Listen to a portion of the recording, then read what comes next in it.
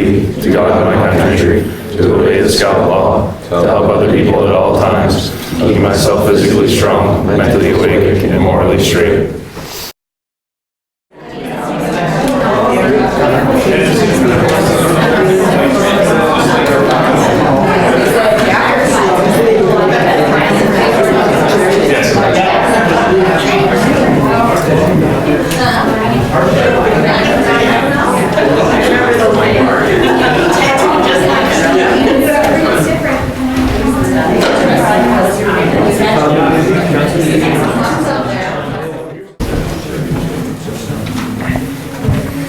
All right, everybody, welcome to the retirement celebration of Lee and Eric.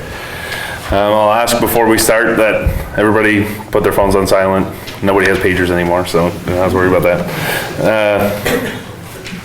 So now I'll ask the current Troop 189 members and former troop members and Eagle Scouts to please come forward and present the colors. No, everybody stand, please. Huh?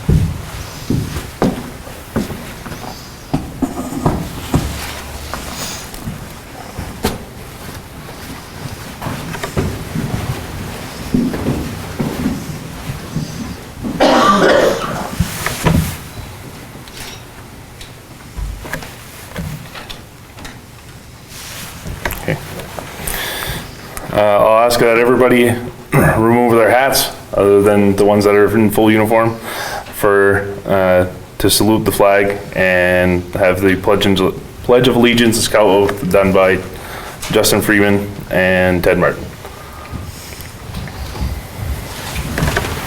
Pledge allegiance to the flag of the United States of America and to the republic for which it stands, one nation, under God, indivisible, with liberty and justice for all.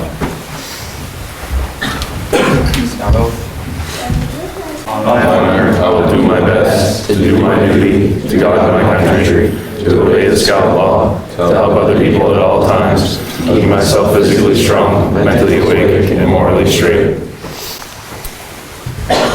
Everyone, please be seated.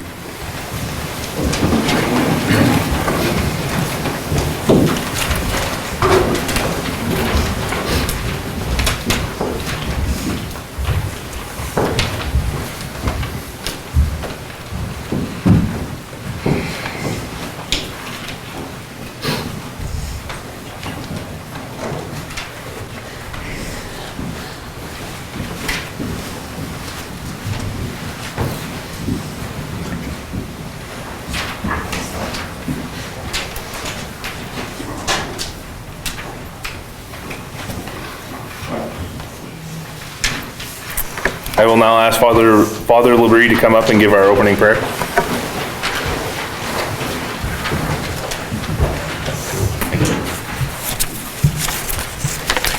I invite you to bow your heads and open your hearts in prayer. Lord God, eternal shepherd and faithful companion, we gather today to honor two devoted servants and to thank them for their many years of service to the Scouting movement. Lee and Eric have inspired many with their faithful years of service and have been a joy to work with. Their faithful presence, generous service, and helpful attitudes have had an uplifting impact on the Scouts and within our larger community. We pray that you continue to bless them and their families. Give them the rewards of their faithful service, and allow your joy to be their constant companion. Bless this special day. This we ask in the name of Almighty God, who is Lord forever and ever. Amen.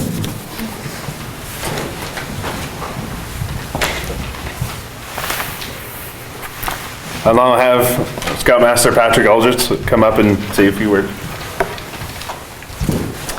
Thank you, Cody.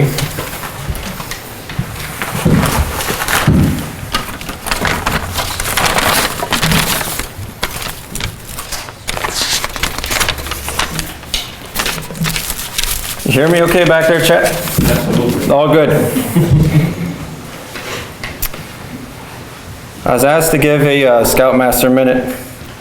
I spent a while looking for one that was suitable for a retiring scouter or scouters, which seemed to be a task like taking a square peg through a round hole. So I wrote one myself for today, and I titled it 1 Hour. I'm glad you appreciate that. In good company. 1 hour. We need a scout leader. You only need to plan for 1 hour a week. When you started, you planned to take him on his first week to scout camp. But what you didn't know is that you would be the first one to take him on his first trip out of state when the troop went to Boston. You planned to help him choose his service project. But what you didn't know is that he would come to you for assistance with assignments at school. You planned to teach him how to cook and eat beans out of a Dutch oven underground. But what you didn't know is that he valued learning so much that he stayed away from drugs and alcohol. You planned to teach him the oath and the law, but you didn't know that he also saved a friend from bullying while resisting peer pressure. You had planned to call and remind him of the patrol leader council meetings, but what you didn't know is he would be calling you to ask for advice when things are tough at home. You had planned to visit his merit badge class while a troop was at summer camp, but what you didn't know that later he would be happy to see you when you visited him at the hospital after he had broken a bone. You planned to teach him a merit badge, but what you didn't know is that you would be the one to help him write his first resume. You planned to mentor him for his Eagle Border Review, but what you didn't know is that you would eventually help him practice an interview for his first job. You planned to be there for him when you started his responsibility now as a junior assistant scoutmaster. But what you didn't know is that you would be there for him when he deployed to serve his country. You always dreamed of the day that he would wake up in camp to reveille, only to find out he was already up because he was so excited. What you didn't plan on was living to hear them play taps at his funeral. You planned to be a part of his life for 1 hour a week. What you didn't know is that he'd be a part of your life forever. I've become very familiar with our troop's annual calendar and calculated that a year's worth of outings and meetings take at least 18 hours a week of effort from adults. But as you can see, there's much more to being a scouter than being an event planner. Being a scout leader is a vocation, one to be taken very seriously. I have had the opportunity to work with Lee and Eric and the troop since 2010. And one thing they taught me about being a scouter is some of the most impactful part of your duties do not take place during a meeting or an outing. They're simply not planned. I have seen Eric and Lee do it all, from assisting scouts with school projects visiting them when they are hospitalized, supporting them at sporting events, advising them when selecting a career that will best match their strengths, and yes, even attend an Eagle Scout's funeral.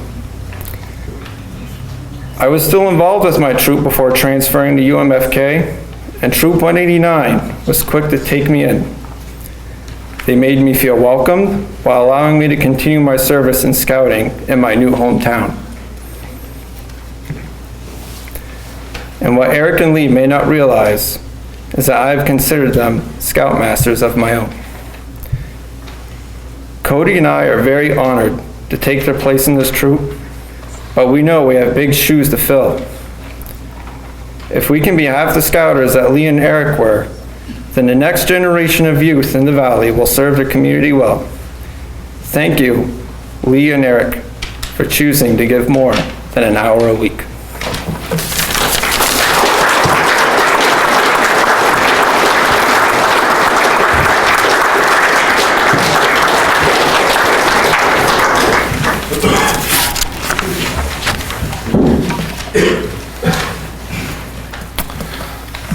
I'd like to take a few minutes to honor the Eagle Scouts and Lee that were served under him and got their Eagle Scout while under Lee's Scoutmaster.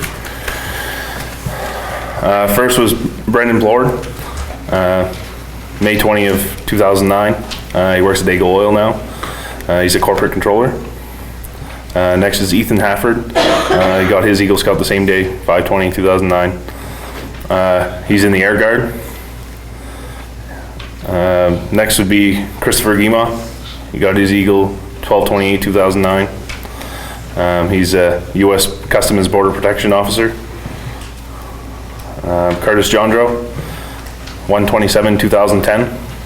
He's in the National Guard and currently on duty. Justin Freeman, 4/8/2010, also a United States Customs Border Patrol officer. Ted Martin, 9/20/2010, and he's currently a state trooper. Matthew Rio, 5/7/2012. He's currently working at Northern Maine Medical Center in the IT department. Adam Bouchard, 9/11/2013. Currently operating a processor in the woods. Matthew Kelly, 11/14/2014, currently in college for computer engineering. Adam Puttkamer, 12/26/2014, in the Marines, currently deployed in Kuwait. Dustin Roy, 2/5/2015, a self-employed farmer. Dawson Daigle, 5/26/2016, currently in college for plumbing and heating at Northern Maine Community College. Jackson Ashby, 1/14/2017, currently in college for forestry. Kevin Bonifa, 11/16/2017, currently still in high school. Jordan Labby, 12/28/2019, currently in college for public safety. And Zachary Shafsey, 12/23/2019, currently still in high school. Right now I'd ask all the Eagles in the room to rise as I give the Eagle Scout pledge.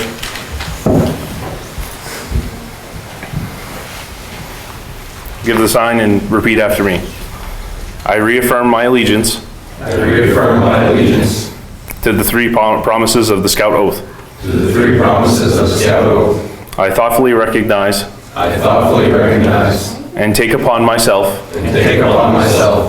the obligation and responsibilities of an Eagle Scout. On my honor, I will do my best to make my training an example and my status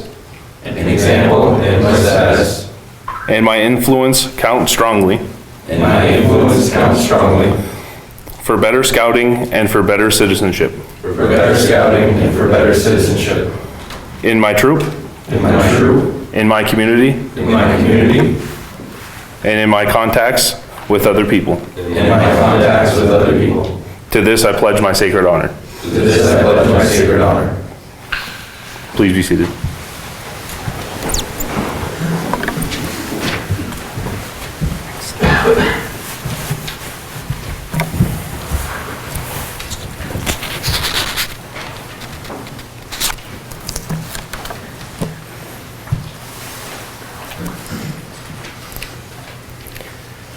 So I have a few messages to pass on from folks that couldn't be here today. Scott Harvey, executive of Katahdin Area Council, says to please pass on his best wishes to Lee and Eric on this great celebration. Senator Troy Jackson was unable to adjust his travel schedule, and he'd like to share his appreciation for the leadership Eric and Lee have provided to the Scouts of Troop 189.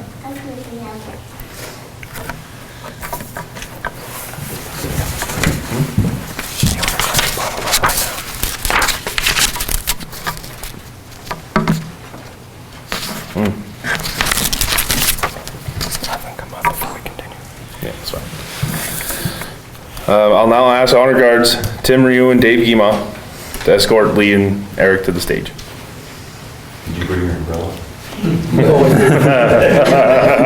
These two that might keep going. I wish we could tie that.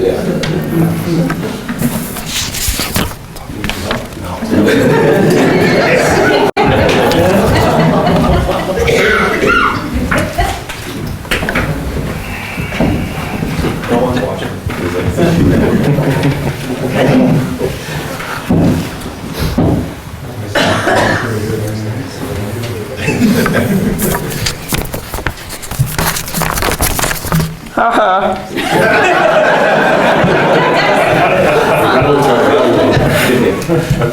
Style. Sunday night. Yeah, I know.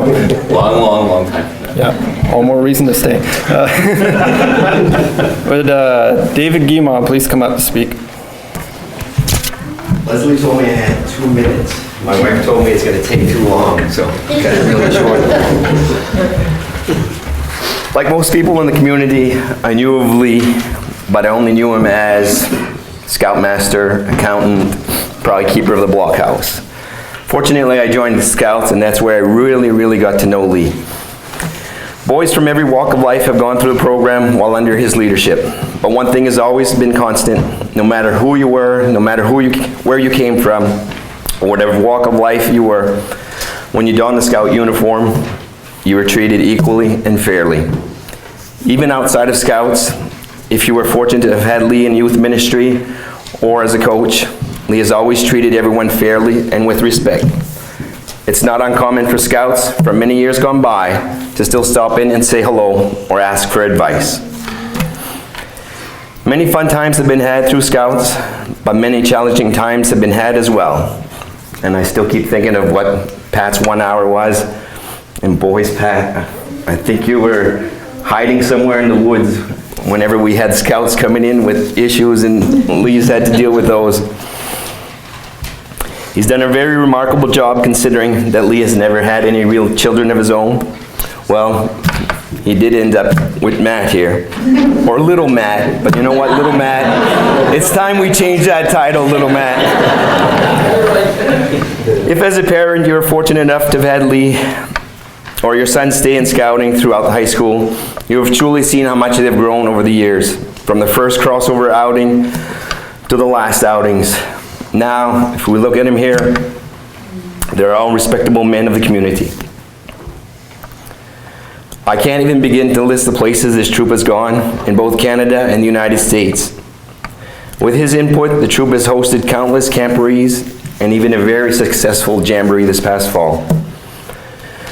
From honor guards at Fenway, flag retirement ceremonies, and funerals, outings in Wallagrass, river trips on the Allagass, St. John, St. Francis, and Fish Rivers, Canadian jamborees in Montreal, Prince Edward Island, and Newfoundland, wherever the boys could dream of and were willing to put in effort, Lee was always there ready to help.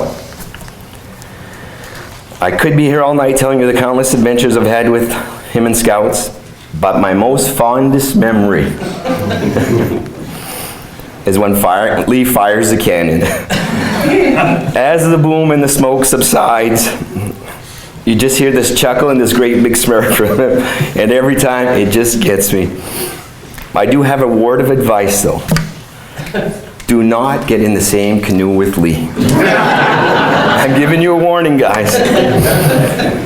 A good Scoutmaster needs a strong committee and chairperson. Lee has been fortunate to have had Eric as well. Eric, as you pass the reins back to Lee, I'm sure that Lee will contact you in the future to sound off ideas and issues. You two will see it's not easy to just leave the ship and not look back. Pat and Cody, we are here to help you and to make sure this program still works. Thank you guys for all the work you've done over the years. It has been rewarding for them, for the boys, as well as for you. And remember, guys, don't get in his canoe.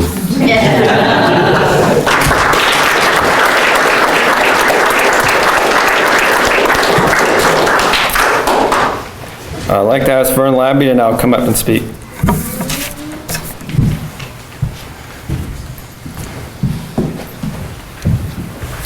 Well, thanks for the invite. I'm the former Scoutmaster of the Frenchville Troop, and I got bad news for you guys. You never retire from scouting. So if you look around, there's a few older scouts in the room. But Frenchville's been trying to get the troop program going back, back into action again for probably the last 15 years, I guess. And every time I try to initiate something, Lee was always there saying, look, if we can help you, we're here to help you. And so that was much appreciated. And I've known Eric for quite a while. We're Can-Am directors together, so we have fun with that too. We go to the dogs quite often, don't we? So I didn't know what to say today. It was kind of last minute, but I think some of you have seen this commercial on TV. It's a dishwasher commercial. And so what does that have to do with scouting? I don't know but anyway, the dishwasher commercial, the little girl looks at her mom and says, what exactly does that dishwasher do while she's washing the dishes in the sink? And so most of you here know the answer to this, but what is it that you do as Scoutmaster exactly? And Pat, that was very good. That 1 minute, I kind of follow what you stated a while ago. So what does a Scoutmaster exactly? What does he do exactly? So does anybody, there's a lot of scouters here. Does anybody know where the word Scoutmaster came from? Wow. Nobody knows the root of the word Scoutmaster. See, aren't you glad you came here? You're going to learn something today. It came from schoolmaster, because scouting started in England. And the teachers were called schoolmasters. And so a Scoutmaster is very much a teacher, right, guys? Right, so that's the root of Scoutmaster. But the Scoutmaster is directly responsible for working with young men, with boys in scouting program. So, and some of the things that they, are part of that is they provide direction, coaching, and support, as you talked about, right? So, the three basic roles that I find are to provide junior leaders with the tools and skills so they can run the troop. Lee's done a very good job with that, with having the boys run the troop, as you heard from all their endeavors and all their trips. Making sure that rules are followed, because everybody loves rules. Oh, nobody laughed on that one. Gee, I thought that was a good joke. So that's another big part of it, right? Keeping the boys in line. And then being a good mentor and a positive role model, which, as you've already heard, Lee and Eric have both done that. And it's a small time commitment. I kind of hit on that. And your 1 hour, I'm going to expand on the 1 hour a little bit. You're going to find out. How long have you been Scoutmaster? 5 minutes. Okay. Perfect. Well, hopefully this won't scare you off. But it's, you know, it's a time commitment that Scoutmasters willingly give because they understand what that commitment will result in. And the time commitment is more than most people realize. I think if you talk to the spouse, you know, you'll find that out. So I made a short list of meetings, just focused on one thing, just meetings that they have to attend and be part of. So weekly troop meetings, troop committee meetings, North Star district meetings, patrol council meetings, patrol leaders council meetings, parental meetings, recruitment meetings, Scoutmaster conferences for all the rank advancements with every scout, fundraising meetings, activity planning meetings, and I probably left out another half dozen. So, there's a lot that goes behind this, that happens behind the scene. And as a scouter for a number of years, the thing about scout leaders, it's not what they do, it's all about who they are. Thank you.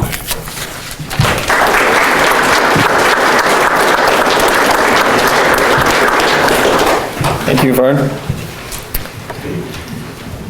The Perrys couldn't make it from Prescott, but they said, please give our regards in case they're not able to make up the trip north. Thank you, Lee and Eric.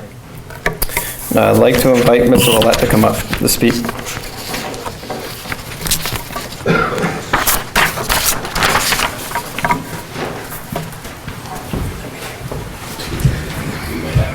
Thank you. We could spend a good part of the afternoon talking about various events, and yes, Lee did spend a good time submerged.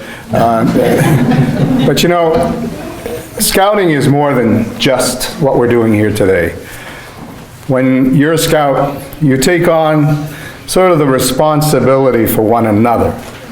And sometimes that need can only be shared by people who know who their scouts are. Case in point, there have been a couple of occasions where, I won't mention when or who, but Lee saw to it that a scout in need, and those needs were important, had to be met. This was completely outside of a scouting event. But Lee saw to it that this scout would be cared for in a way that perhaps would not have happened had he not been living that scout oath. The family of scouting is just that. You indoctrinate yourself with responsibilities, and Lee took on some of those responsibilities in ways that none of us will know. And I think it's important to realize that when you do wear that uniform, or if you do follow that oath, your responsibility goes far beyond events and meetings and zip tying tents and all of the things that go on. So my adulation to Lee and to Eric both really has more to do with what they do outside of scouting and how important each one of us is to one another. And so I leave you with that. Thank you. Thank you both.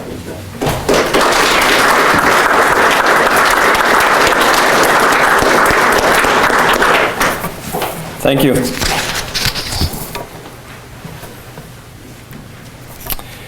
I'd now like to ask Leslie to start a slideshow.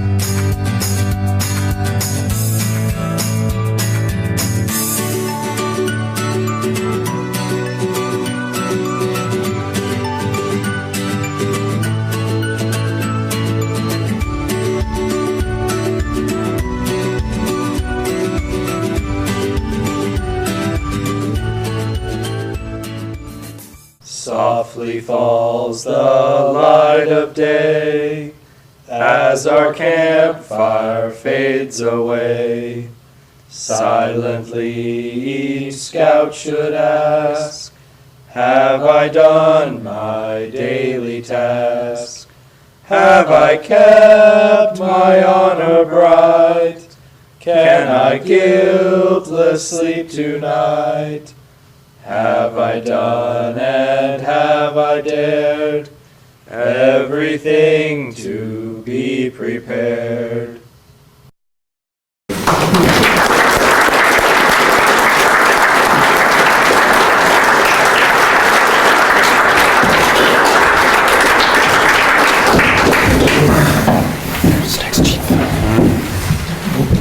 Entertaining. It's me. All right, now it's my turn. So, you know, It will need help for that. so I have to ask, because in the beginning of the slideshow, Eric, you had, quite the head of hair. So, and I can say this because, I'm starting to go too, so. Now, I have to say, was it all of us? Because I was in the troop when Adam first crossed over. Was it all of us, or was it just Adam? No answer. At least it's not great. No, but seriously, I've been in the troop since '99 when I crossed over, and Lee was my Scoutmaster when I first crossed over, and Eric came in. Adam crossed over into the troop shortly after, and Eric has been in it since day one. Whatever we needed, and somebody came up to ask him, he was always willing to help. He's been on many outings with everybody. He's done river trips as much as he doesn't like to typically, but he has done them. I drive, that's you. And done many second wall of grass trips, many scout camps. You name it, he's done it. So, but I do have to tell a couple of stories. So, one I have for Eric would be the first year we did summer camp at Second Wall of Grass instead of going to KSR. So I only stayed for a couple of days because I was back and forth in college and stuff. But I do remember the few meals that I had there. I saw a trend that there was a lot of chicken. And I talked to Eric about it, and he says, I don't know. He says, every meal, every supper that has something to do with chicken. And so I asked Lee, and it was because chicken was on sale that week, so everything. So we had chicken pot pie, barbecue chicken, baked stuffed chicken, chicken fajitas, and I think it was Eric's favorite, Cheez-It chicken. So after that week happened, a few weeks had passed, and I was, like I said, I was only there for a couple of days. But then I talked to Eric about, just in conversation how the week went and everything. And the only thing, he said everything went well. The only thing he had to really bad to say was, if he ever saw another piece of chicken again, it would be too soon.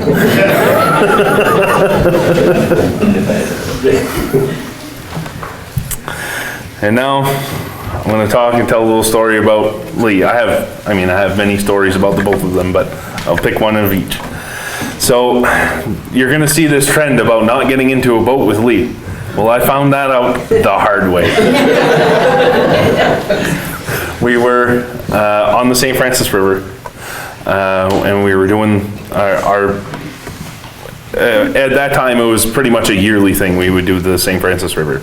So I had the pleasure of getting in the boat with Lee, which I thought it was fine. I mean, I know he had a pretty notorious rap for, swamping and bad things happening, but I figured it was going to go good. He was in the front, I was in the back, I was steering, he was pointing out the rocks, everything was cool. But as the trip went on, I found that to be different. So we were going down the river and we were going through a set of rips, and he's calling out the rocks and I'm moving and I'm steering the boat and everything. And then I hear him go, all right, go right. No, wait, go left. Oh no. I'm like, Lee, Lee, which way do you want me to go? It's too late. And we ended up sideways on a rock, and we were loaded down pretty hard. We had a good majority of the gear. And then once the boat started leaning and started taking in water, and there was nothing much we could do to stop it. It was a pretty good set of rips, and the water was moving quite fast. So we both got out of the boat, and I started taking gear out. As I was taking gear out, the boat began filling with a lot of water because it had slid down a little bit, and this one had aluminum gunnels, the sides of the boat, and the canoe just went completely around the rock. So now we're stuck there in the middle of the rips, about chest deep in water, trying to figure out how we're going to get this boat off, as all of our gear is floating down the river for all the other guys to catch as we're going down. So we ended up getting it off the rock. We brought it to shore. Luckily, it was a pretty forgiving canoe. So we ended up putting it out, and somebody stepped in the middle, and two people grabbed the sides and they pulled it up, and it straightened it back out, and we finished it, and I'm pretty sure we still have that canoe. But like I said, Lee's been with me since the beginning. I got my Eagle Scout during Dave's Scoutmaster stint, but like I said, Lee was my original Scoutmaster. So when I was young, I did a lot of outings, and pretty much Lee was always there to give us a helping hand. He was always there to try to get us organized, and he was always there to plan all the outings out and kind of help us along. And that's a lot of the reasons why I stayed, was because, and Eric as well, was because there was a good support system.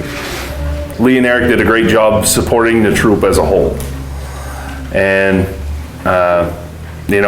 not these two people can't do it all. You need to have a good committee and a good base to kind of delegate and everything like that. But these guys took on a lot, and I give my gratitude to the both of them. So, thank you.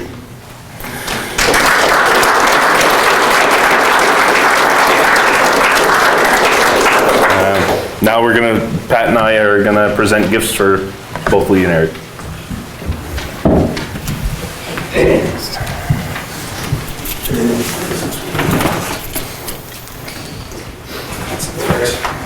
follow me. Go ahead. Follow me. All right, Lee, I'll have you come up first. So, first we have a plaque / cribbage board, and it states Outstanding Scoutmaster, 1998 to 2002, and 2009 to 2019. In sincere appreciation of your commitment and contribution to Scouting and for your outstanding service and dedication to the Scouts of Troop 189.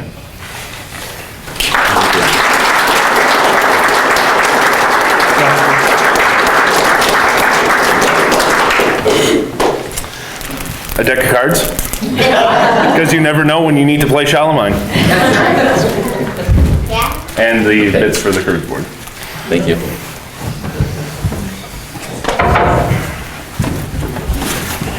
So have Eric come up.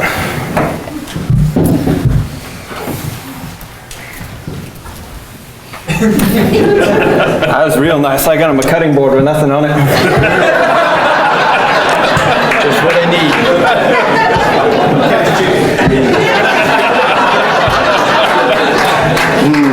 Too much chicken.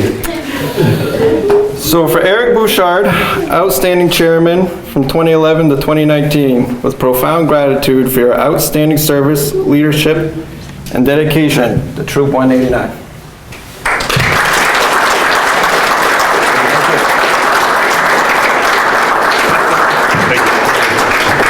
All right. Hey, Jack, I'm now. Yeah. Okay. These cards. Oh, that's all right. That's all right. We'll play with these cards. All right, so I have another gift for Lee. So it's going on the same basis. It's a life jacket. The person that's in the canoe with him may want to wear it or bring their own as well. And he will also be getting a book, The Path of the Paddle. Thank you.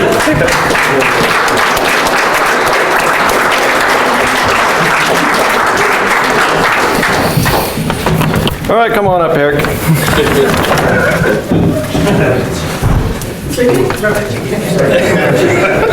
No more chicken, huh? Yeah, so how about that? Amazon Prime doesn't work around here, so you will be getting next week a chicken hat.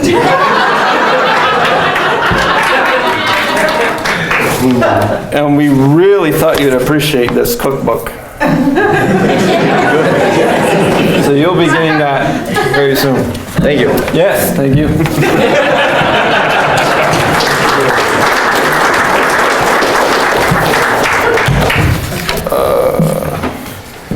Anything else before closing comments? No? Okay. So Father, just in case you saw me chuckling during Mass today, during your homily when you were talking about canoeing in the middle of a lake and serenity and peace, and now you know why.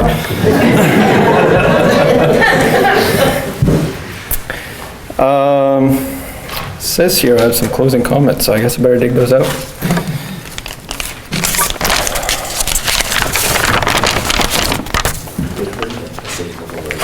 You would love it? Yes. Why don't you come up and say a couple words first?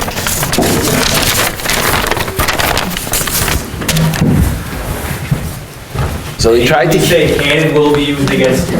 Yeah.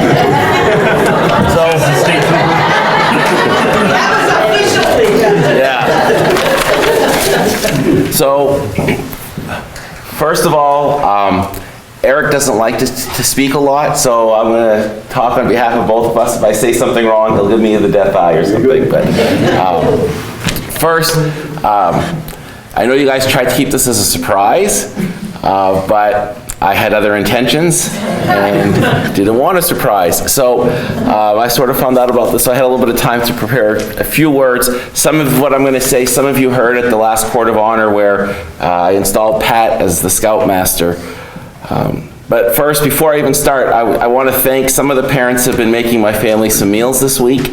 It was very much appreciated, very helpful for us as we came back from being gone for a week or so, unexpectedly. And we had a lot of chicken, so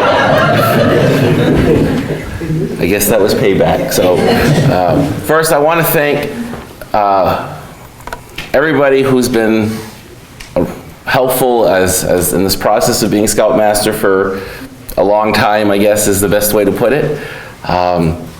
And I'm going to miss some people, and there's just some people that I really need to publicly thank. Some people have been thanked before, but there's a few people who've in the past sort of slid under the radar and never really has been publicly thanked for all the help that they've done, and that Eric and I would not have been as successful in doing our positions without some of these people.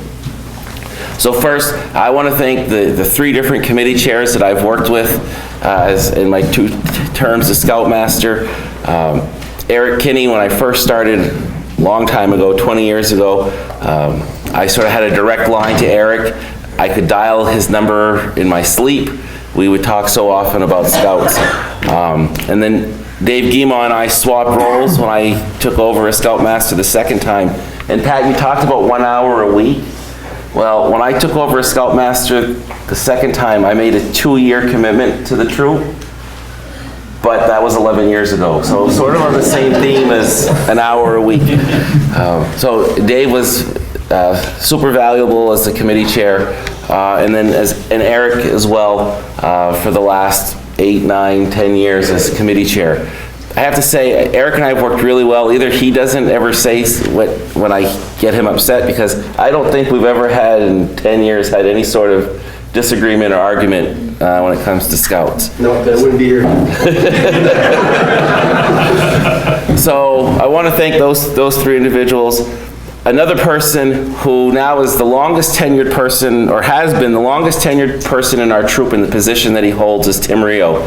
Tim is the chartered representative from the Lions Club, our chartering organization, and I don't know how long Tim's been the chartered rep. It's been over 20 years. So Tim's responsibility is to sign off on all these great adult leaders that we have and make sure that we get anything that we need for help from the Lions Club. So in addition to thanking Tim, I want to thank the Lions Club for all their support. I also want to thank all the Scouts in the troop. Just trying to figure out how many, we talk often about Scouts who get to Eagle and the impact that you've had on them. And those are the obvious ones. It's those Scouts who don't make it to Eagle that you've still had an impact on. For me, looking back, I think that's probably more valuable, because these guys here who've got Eagle, you see it. But it's these other Scouts who may not have ever made it to Eagle. I'm thinking of one right now. He made it to, I think, Star, but he chose his career because of something that he learned in Scouts. His activities, his extra activities that he does now, all because of things that he learned in Scouts. He always told me, he said, Lee, I was so upset that I didn't make it to Eagle. We should have listened to all the adults who told me I should have gone. He said I would have gone even further in my career, but he still recognizes the importance of his time as Scouts. So I want to thank all those Scouts. I'm guessing through the years, I've probably had anywhere from 120 to 150 different Scouts in the troop.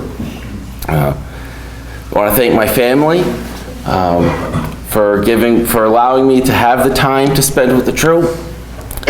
I was calculating it, I think just on outings in the last 20 years, I've probably been gone over a year from home, at least a year from home. So I want to thank my family for that.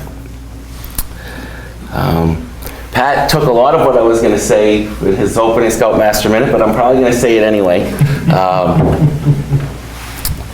So when I started as Scoutmaster, I wasn't a parent, but I still had 150 or so kids through the years. And I think Dave commented on it. One of the things that I think both Eric and Eric's son Adam's been out of the troop for 5 years now, 6 years, Adam? Yeah, something like that.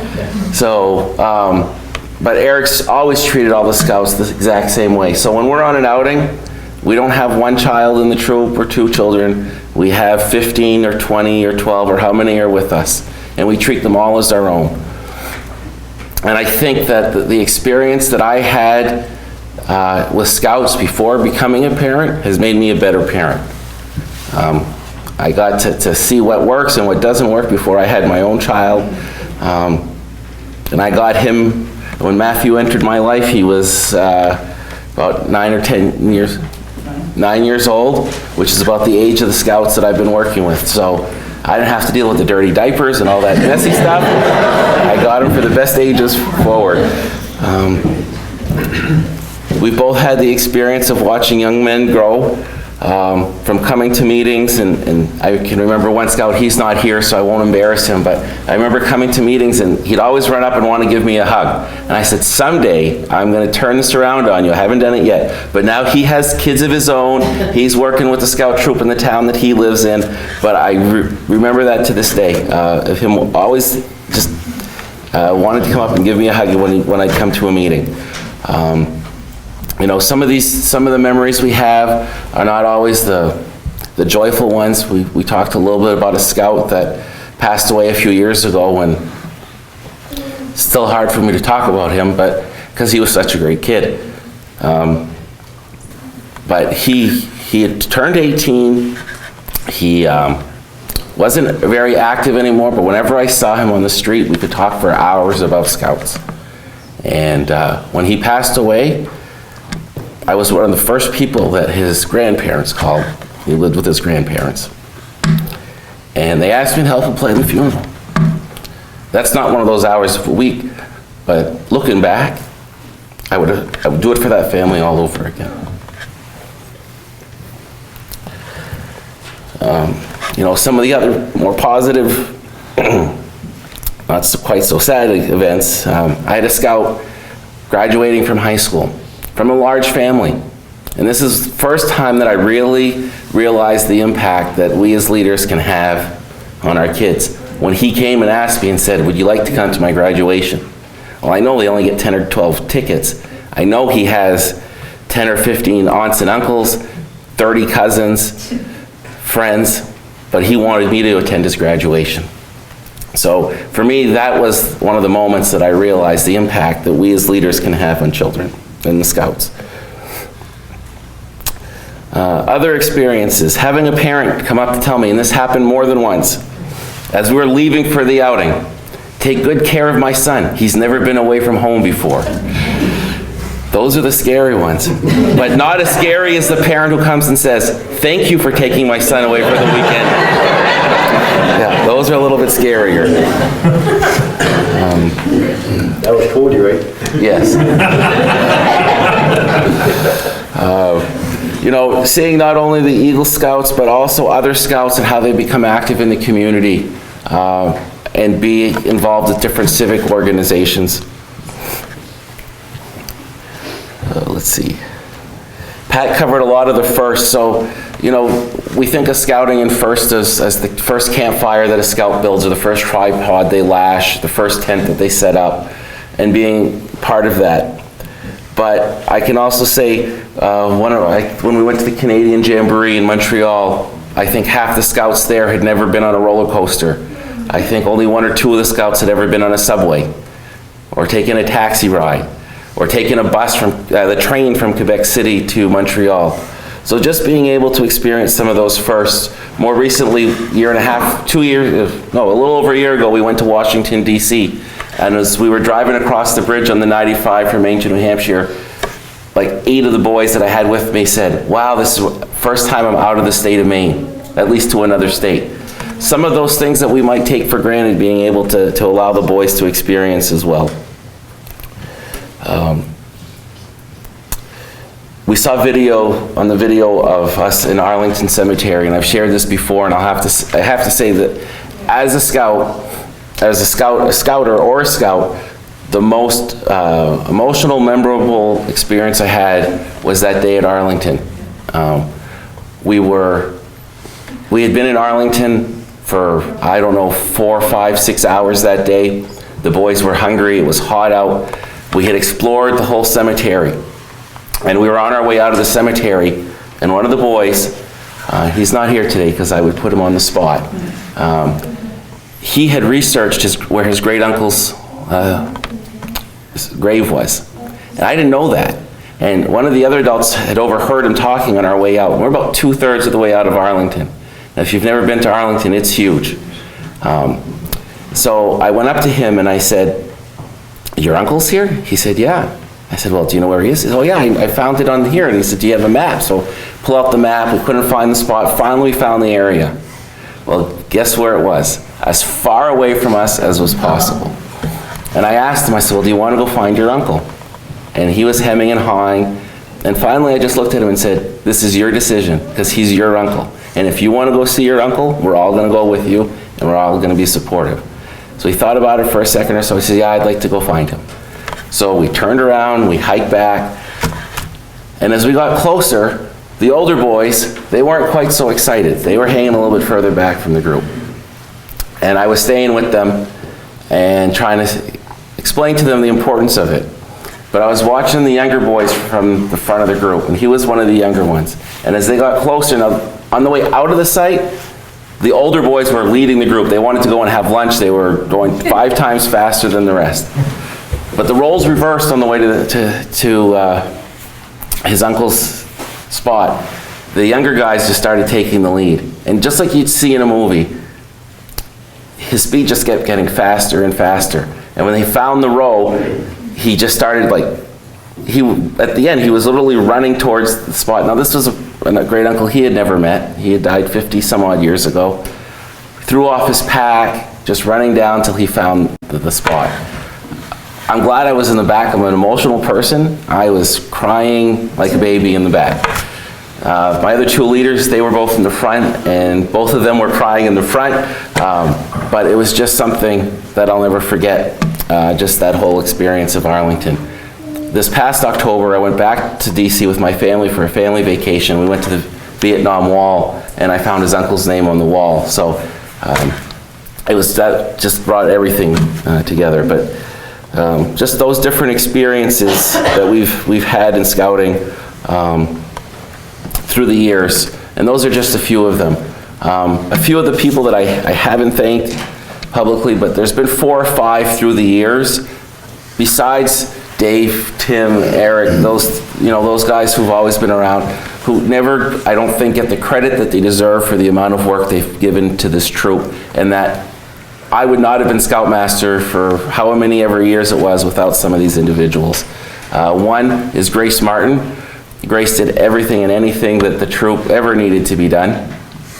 Crawling under the camp, helping us pour foundations, dig the holes, do all that work. But Grace never liked to be in the spotlight. Mike Putkammer, Mike's moved to California since, but Mike was always on outings. Mike moved here a couple weeks before his family did and was at a scout committee meeting, I think his second day in Fort Kent. He dropped his son off at our first summer camp at 2nd Wallagrass. His son had been in Fort Kent about 12 hours, and he dropped him off at camp and said, Adam, I'm going to work, good luck.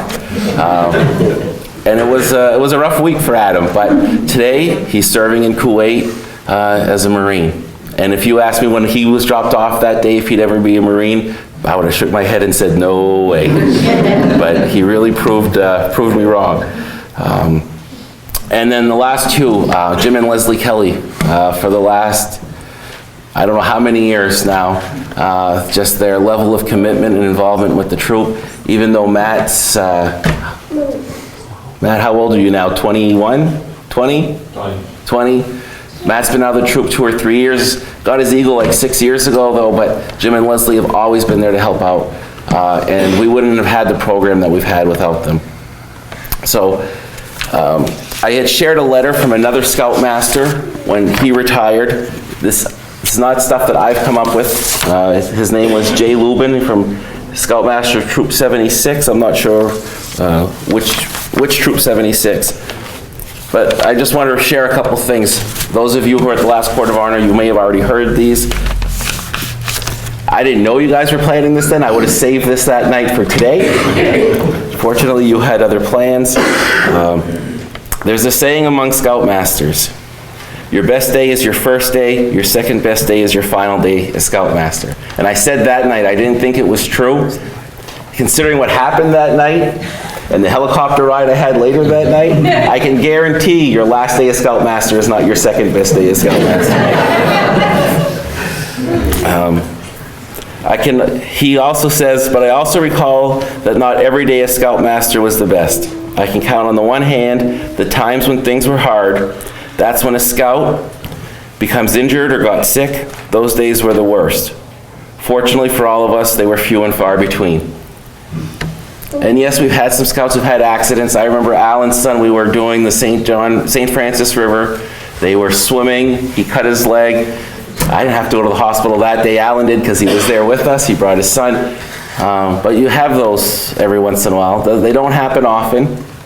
But one other time that I had a really rough day, my wife and I hadn't been married that long. I convinced her to come to a spring camporee with me. She hasn't been back to one since.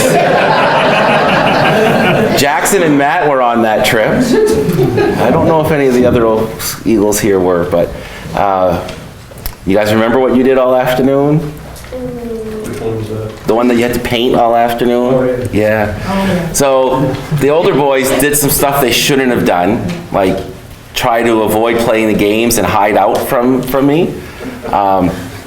So once we found them, there was a service project being done. So they ended up painting all day. And it was just, Sunday morning was miserable. It was pouring rain. We had to take down camp. I had 5 older scouts and 5 brand new scouts and no one in the middle. So the young guys got a break. They got to sit in my wife's car as the rest of us packed up camp.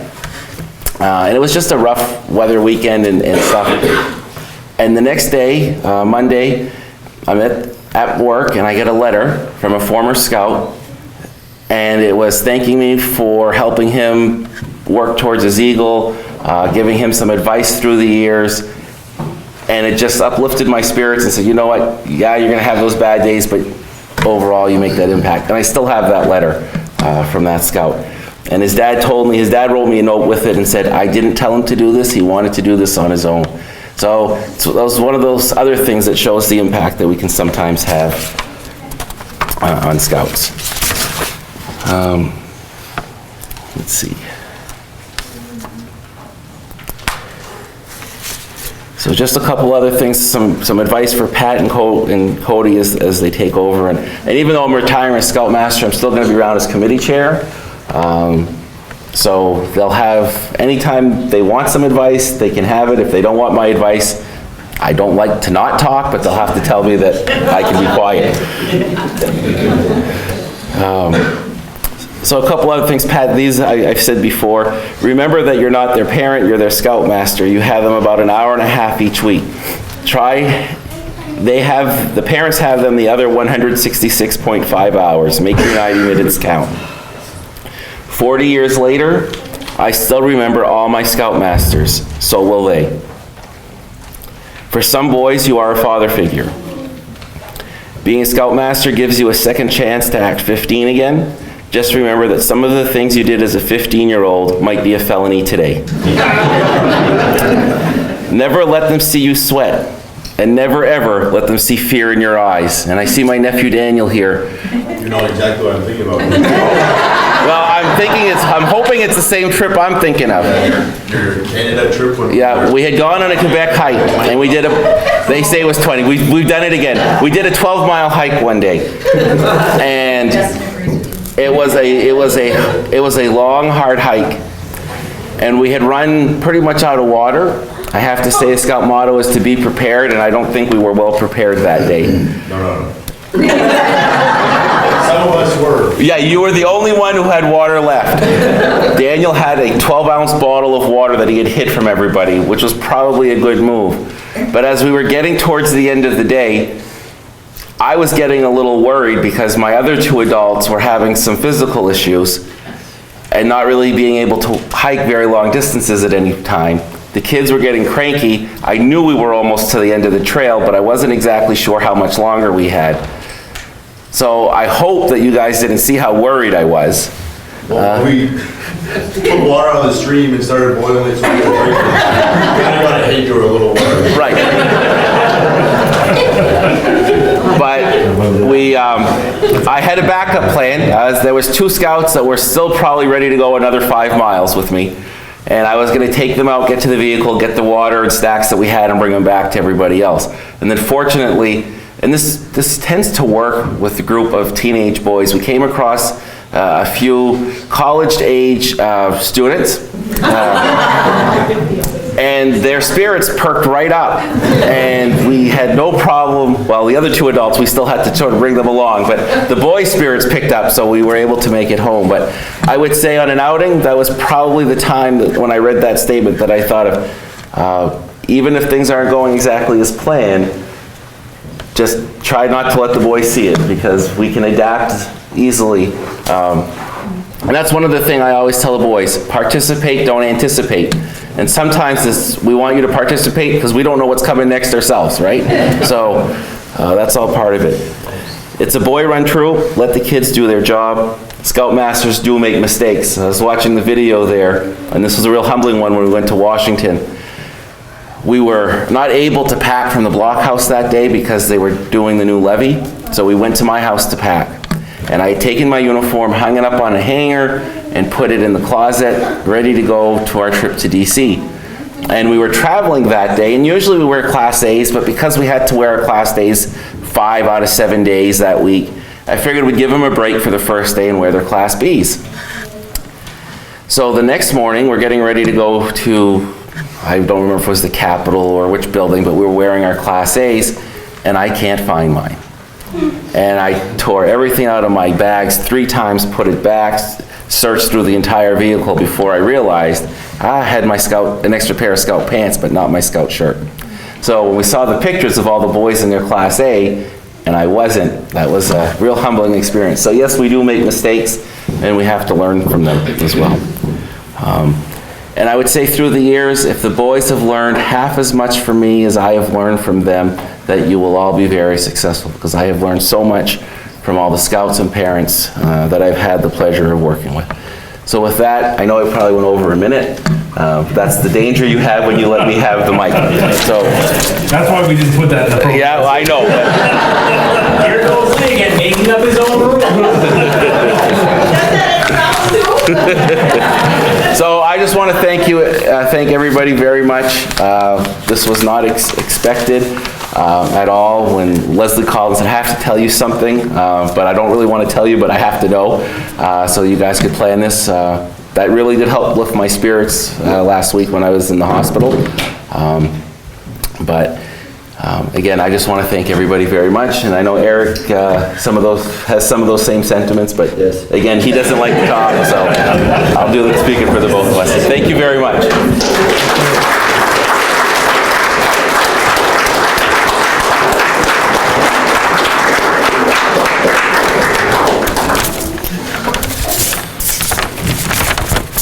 Thank you, Lee.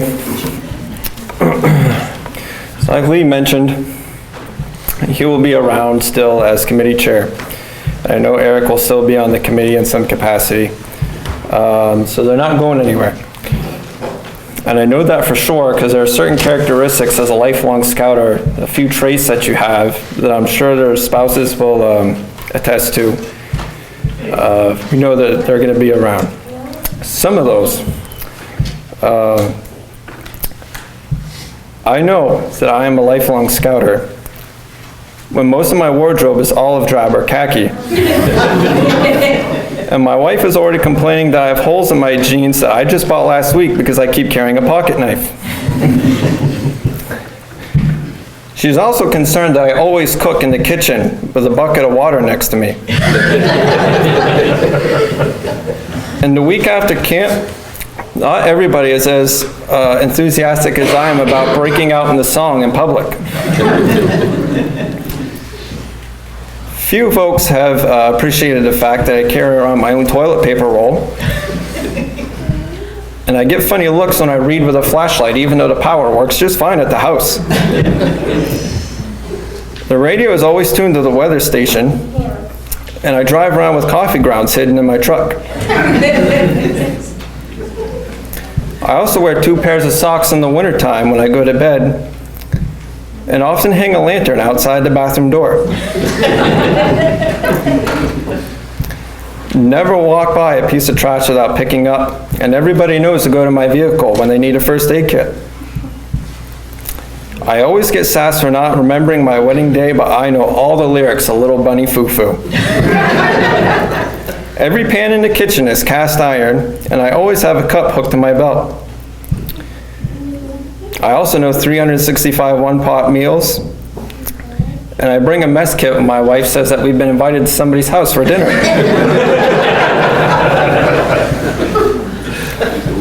I have the urge to help little old ladies all the time, whether they want it or not.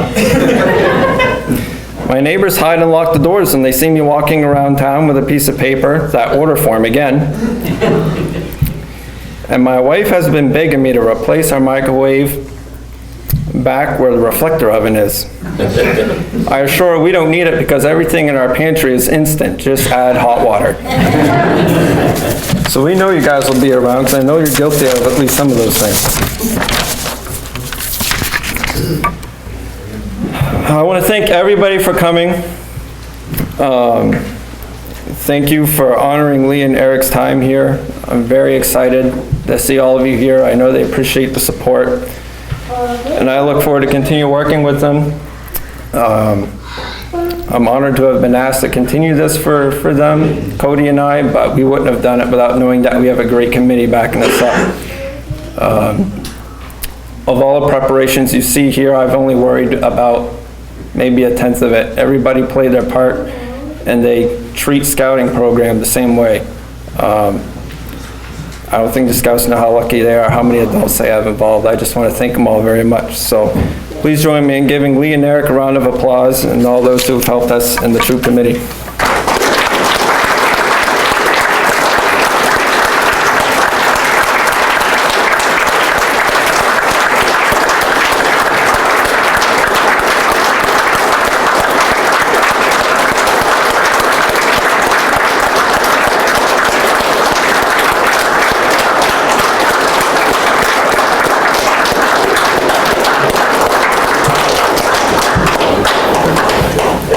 I told you you'd like it, Eric. So, I'd like Lee and Eric, all of the Eagles in the front row, and our current Scout members, please meet us in the lobby as we'll arrange a photo. The rest of you, feel free to stay behind for a social hour and some refreshments. Thank you again all for coming.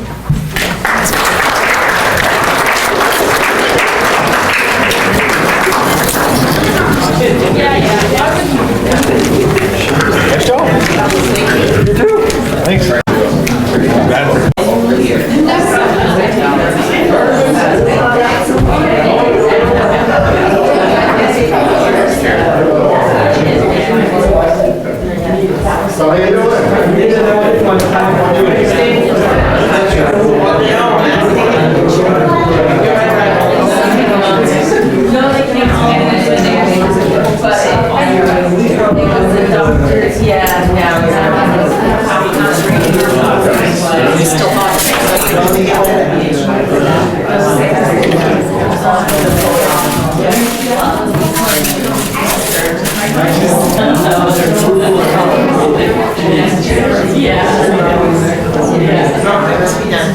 Yeah.